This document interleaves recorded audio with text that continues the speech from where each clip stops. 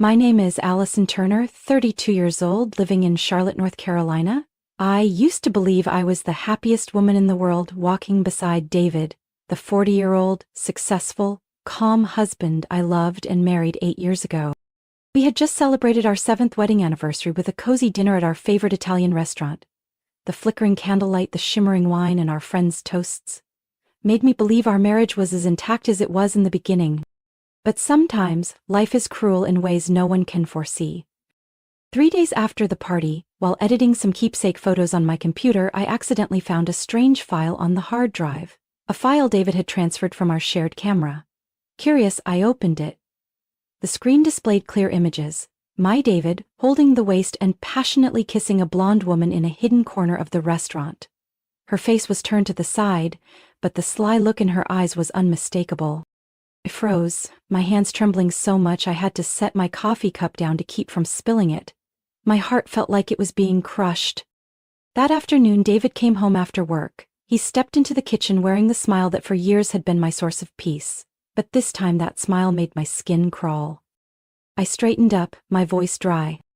"Do you have anything you want to tell me?" David stopped, a flash of worry crossed his eyes briefly, but he regained his composure. "What's wrong, Allison? What's going on?" I held up my phone screen in front of him. The reflection in David's eyes said everything I didn't need to say. He turned pale but tried to speak gently. It's not what you think. Allison, I swear it was just a moment of weakness, just one kiss, nothing more. I scoffed, tears streaming down my face, but my voice was sharp as a blade. One kiss? You call this one kiss? So all these years your vows were worth this cheap betrayal? David took a step back, his voice breaking. "Don't blow this out of proportion. I didn't sleep with her. This isn't worth—" "Not worth it?" I nearly screamed. "You dare look me in the eye and tell me that what I saw isn't worth the pain? You shattered my trust for a moment of filthy excitement and expect me to accept it?" David stammered. "Allison, I'm sorry, I don't know what to do. I tossed my phone onto the sofa. My tears had stopped, but my heart felt cold and empty at every word he said. "You don't need to say anything else. I need time. I need space. I won't stay here tonight." David stiffened, his voice breaking. Where are you going? Allison, please don't." I didn't answer. I went upstairs, threw a few clothes into a suitcase. Before zipping it up, I looked at him. The man I had once trusted with my life. "You made your choice, now it's my turn." Before he could stop me, I grabbed my suitcase and walked straight out the door, leaving behind the desperate look and the house that had been our home. That night, I rented a small room in a modest hotel on the outskirts of the city. The dim yellow light in the room couldn't warm my broken heart. I sat by the window, staring out at the night sky, wondering how everything had fallen apart so quickly. I curled up on the hard hotel chair, the neon light outside the window casting a cold glow across the room. I couldn't sleep that night. The next morning, as the pale sunlight filtered through the curtains, my phone rang. It was Jenna, my best friend, her voice anxious. "Allison, where are you? David called last night. He's really worried. Our friends want to meet to talk this through somehow." I stayed silent for a few seconds before speaking.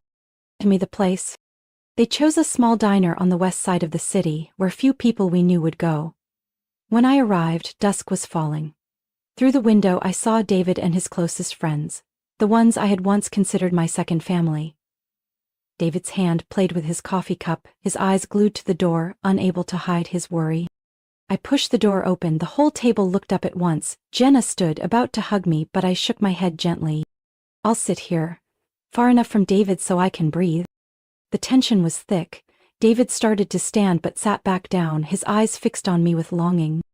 Before they could speak, I placed an envelope on the table. Inside were the photos I had printed the night before, undeniable proof. "Before you tell me to forgive or say anything noble, look at these. Who among you knows this woman, the one who helped David destroy my life?" Silence fell. The only sound was the clink of a coffee spoon falling onto someone's plate. Finally, a woman I'd only met a few times at company parties. "Sienna Carter." Cleared her throat. "Maybe. It's best if I introduce myself.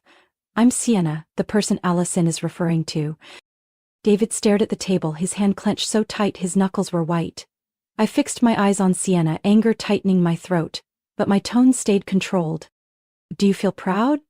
Tell me, what do you want by stepping into someone else's marriage?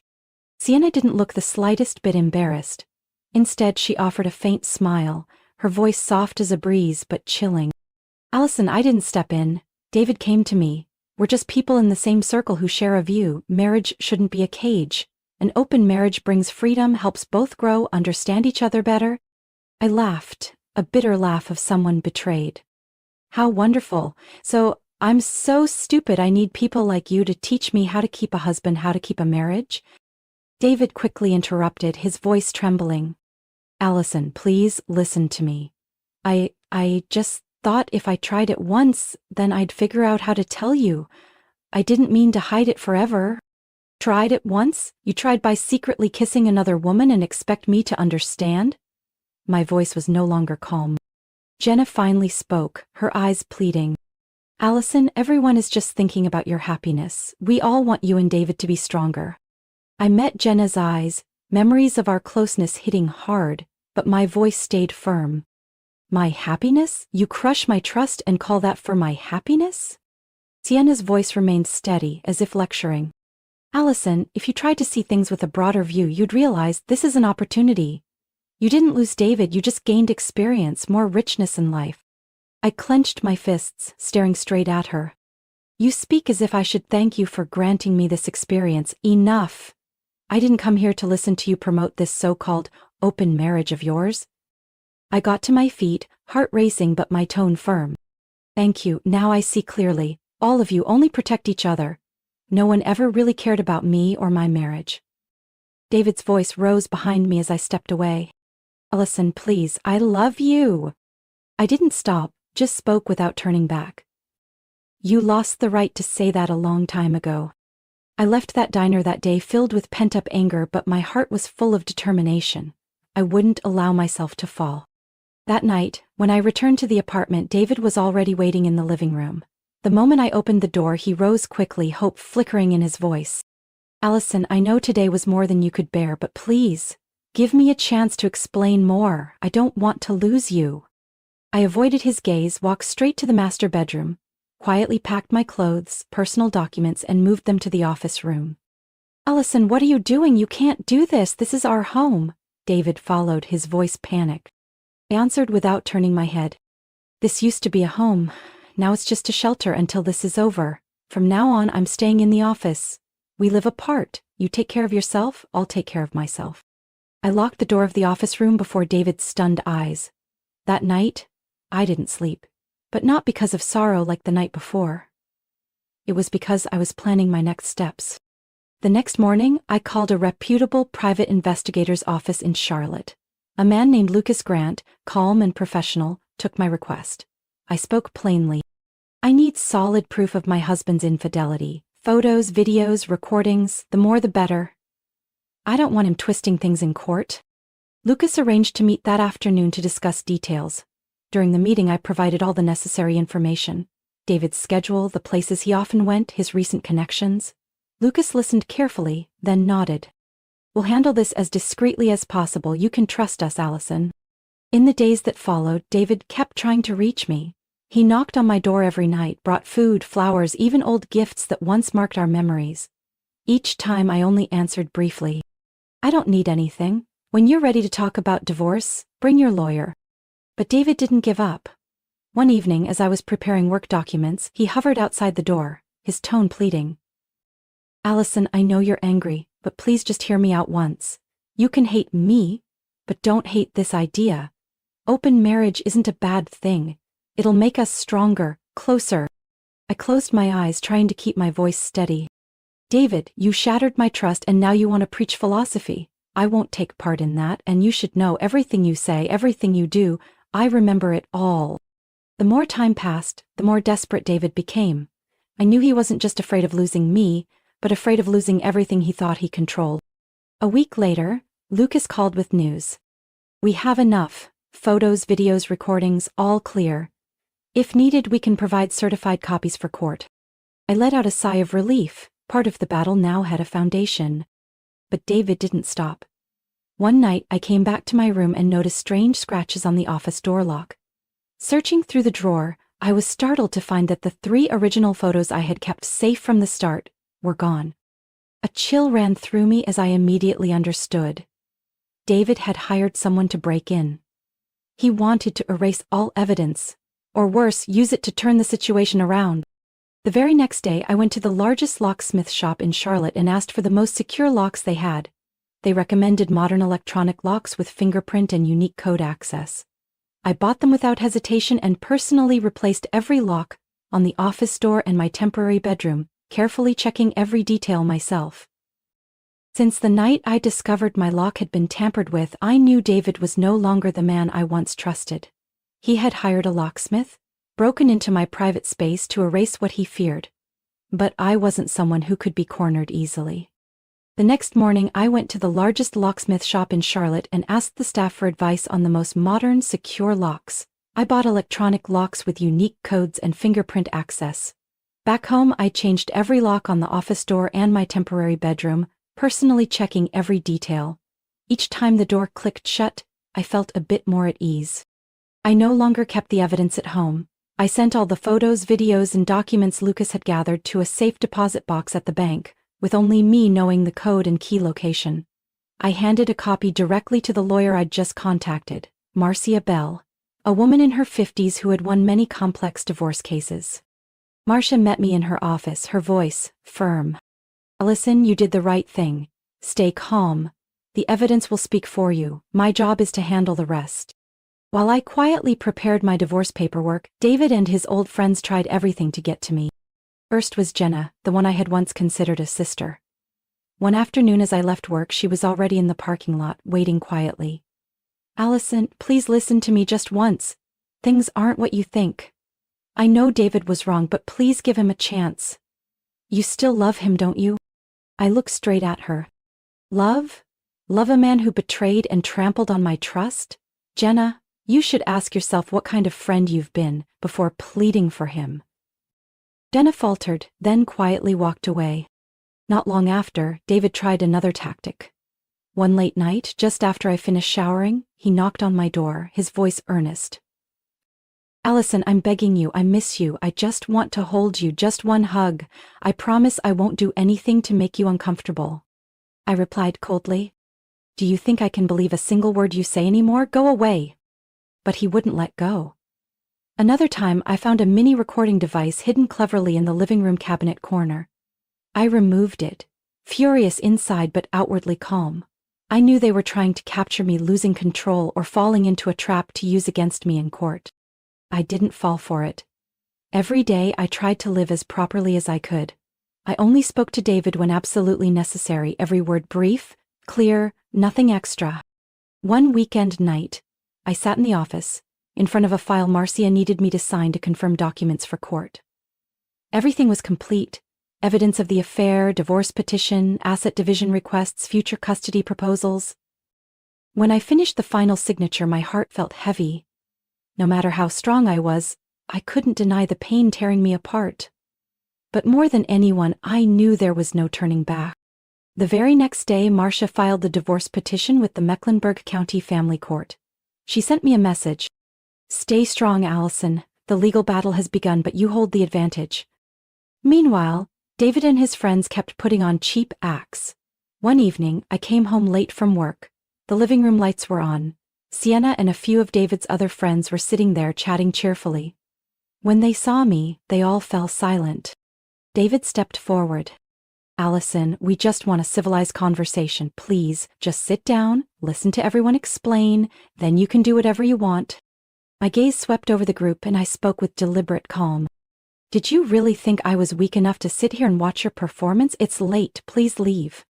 I went straight to my room, closed the door, ignoring David's pleading outside. About 2 weeks after I filed for divorce, the atmosphere in our shared house became so tense it was suffocating. David no longer tried to approach me with pleading, flowers, or gifts. Instead, he became suspiciously quiet. I guessed that silence was just preparation for another scheme.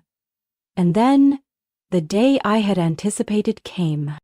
One afternoon, as I stepped into the house, a police officer and court staff were already at the door. They handed me a temporary restraining order. David accused me of violent behavior toward him in the home, even claiming I posed a danger to his life. I read the document, holding it steady, looking the officer straight in the eye, my voice calm. I understand, I will comply with the law. But inside, a quiet fury blazed. At this point, David was willing to sink so low as to fabricate stories just to gain the upper hand in the upcoming trial. I knew exactly what he aimed for: to use slander to demand custody if we had children, or to smear my reputation in court. That very night I met Marcia at her law office. She listened as I told her everything, then set down a thick file on the table, her voice resolute. "Allison, we anticipated this. I've worked with Lucas Grant, your investigator, from the very start. Every video, recording from the days David accused you, has been securely preserved, verified beyond dispute." I nodded, feeling a little calmer. The trial took place just a few days later. In the courtroom I sat across from David. He had visibly lost weight, but his eyes still held that smug look of someone who believed he was in control. David was called up first. His voice shook, but his eyes darted around, avoiding mine. "Your Honor, my wife, Allison, has attacked me multiple times. She's thrown objects at me, threatened me with violent words. I live in fear every day. I only ask for protection and full custody of any children we might have in the future." I glanced at Maria. She responded with a subtle nod. When her turn came, she rose, speaking with clarity and resolve. "Your Honor, we have prepared evidence to refute all of the plaintiff's baseless accusations. This is video recorded in their home on the exact days David Wilson accused Allison of abuse." Marcia handed the judge a USB drive containing the data. The entire courtroom fell silent.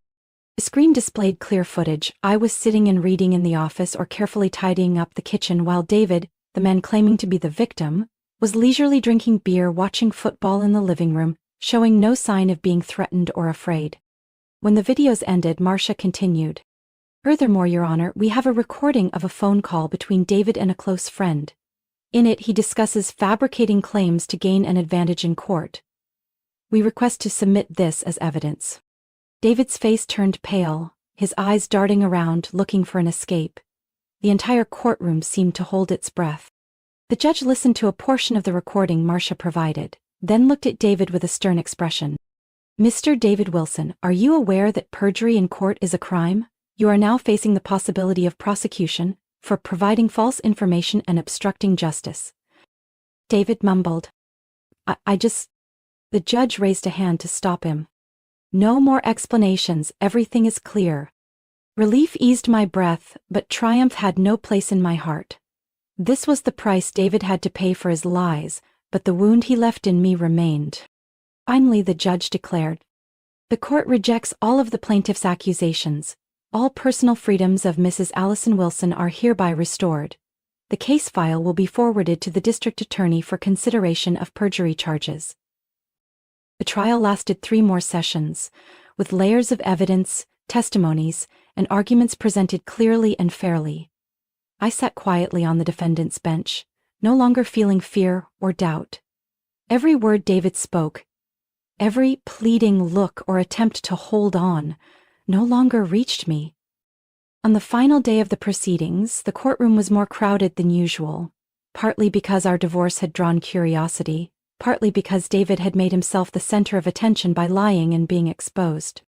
Judge Louise Harper, a woman in her 50s with sharp but kind eyes, struck the gavel, her voice firm and decisive. After reviewing all evidence, testimony, and case details, the Mecklenburg County Court declares, First, Mrs. Allison Turner Wilson's divorce petition is granted. The marriage between Mrs. Allison and Mr. David Wilson is officially dissolved as of today. I couldn't suppress a soft sigh of relief. The judge continued, her voice stern but fair. Second, given Mr. David Wilson's deceitful and slanderous behavior, along with clear evidence of breach of marital trust, the court awards Mrs. Allison full management of the shared assets, including the current house, savings, and retirement accounts. Mr. David Wilson will retain his personal vehicle and receive temporary support for 6 months to stabilize his life. David lowered his head, unable to maintain the fake confidence he'd shown at the start. Third, regarding custody, At present, Mrs. Allison Turner Wilson retains full care and decision-making authority over any shared children, if any. Should there be children in the future or disputes arise, visitation rights for Mr. David Wilson will be entirely at Mrs. Allison's discretion. The room fell completely silent. I felt my heart heavy with the sadness of a broken marriage, but also a sense of peace knowing the truth had been upheld. After the trial, David approached me, his eyes red but still trying to soften his voice. "Allison, I'm sorry. If I could go back, I wouldn't choose that mistake." My eyes found his, no fury remaining, just a deep regret for the past we shared. "David, no one can go back. You made your choice, and today is the result of that choice." I left the courthouse with Marcia heading to the parking lot. Before we parted, she placed a hand on my shoulder. "You did very well, Allison. Now it's time to rebuild your life. Don't look back." I nodded, my gaze lifted to the clear blue sky of a late spring afternoon. In the days that followed, I spent time cleaning, organizing paperwork, and completing the transfer of assets.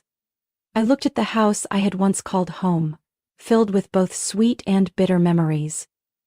Every room, every step of the stairs, seemed to echo the laughter and conversations of days I thought were peaceful. But now, it was all in the past. One morning, as the first sunlight streamed through the window, I stood in the living room, my hand gently resting on the sofa, full of determination.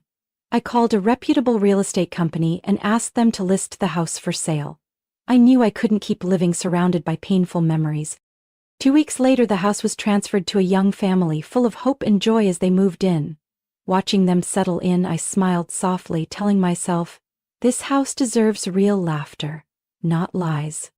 I rented a smaller apartment, closer to downtown, where I could start fresh without the weight of the past pressing down on me every day. That first night in the new apartment, I pulled back the curtains and looked out at the sparkling city lights. A strange sense of freedom and peace filled me. I knew the journey ahead would have its challenges, but at least I had reclaimed the most important thing, my dignity and the right to take charge of my life. Life in the new apartment brought me a sense of relief, but the pain and resentment over what David and his friends had done never faded. I knew I couldn't just turn my back on the past and do nothing. Those who destroyed my family, who encouraged and shielded David, needed to face the consequences of their choices. One early summer morning, as I sat by the window sipping coffee, I opened my laptop and began searching through something I had never paid attention to before. The internal regulations of the company where David and Sienna worked. A major financial firm in Charlotte with extremely strict professional ethics policies. I read every line over and over, my heart racing when I found what I needed. Romantic relationships were not allowed between employees when they showed signs of affecting work or the office environment. That same week, I scheduled a meeting with Marcia. She listened as I laid out my plan, her eyes flashing with agreement. "Allison, this is a smart move. We don't need to mention open marriage or personal matters. We'll just focus on the violation of company policy. The consequences will be serious enough." I inclined my head slightly, speaking with resolve. "I don't need David and Sienna to lose their jobs. I don't need to humiliate them. I just want those who enabled and encouraged that betrayal to see that rules are not a game." Marcia assigned a team of lawyers to handle the case file. We gathered evidence. Emails, messages, photos of after-house meetings between David, Sienna, and several mid-level managers at the company. People who had stayed silent or even turned a blind eye as their affair spread through the office. The complaint was submitted along with a request for internal resolution before taking it to labor court. At first, the company appeared confident, but when faced with undeniable evidence, they began to waver. One afternoon, the company's legal representative contacted Marcia. "We hope to settle this quietly. The company offers compensation and promises to review disciplinary actions against those involved, excluding Miss Sienna Carter and Mr. David Wilson, if the plaintiff agrees to keep this matter confidential." She watched me quietly, letting me decide. I said only one sentence. "I'll keep my word, as long as David and Sienna keep their jobs. I don't need to disgrace them publicly, but those who covered for them must be held accountable." In the end, we reached an agreement. A large enough compensation to give me financial freedom for several years, and the company was forced to fire 3 mid-level managers who had ignored David and Sienna's violations, helping create a toxic work environment. The day we signed the agreement, I felt part of the burden lift from my shoulders. I used that compensation to clear the remaining debts from the divorce, put most of it in savings, and bought a small apartment near the park, where I had always dreamed of taking morning walks. I also set aside a portion for a small scholarship fund at my old university, the place where I started everything with nothing. I wanted to plant something positive from the losses I had endured. David and Sienna. They stayed at the company, but I heard they no longer received the respect they once had. The whispers, the scrutinizing looks made them realize not everything could stay hidden forever. In the months after everything ended, my life gradually settled into a new rhythm. No more sleepless nights filled with pain, no more mornings waking with a heavy heart. I began truly living for myself, one day at a time. My work at the architecture firm where I had spent many years became a solid foundation. I immersed myself in new projects, poured my heart into every design, every line on the paper. Each time I saw a structure I had helped create rise in the city, I felt my heart ease, as if I were rebuilding my own life from the ruins. Even so, colleagues and friends often tried to set me up on dates. They thought a woman in her 30s, having endured heartbreak, deserved a new shoulder to lean on. But I just smiled and gently declined. Thank you, but right now I just want to enjoy the peace I fought so hard to gain. I didn't hate love, nor did I feel bitter toward men. I just knew I wasn't ready to open my heart again.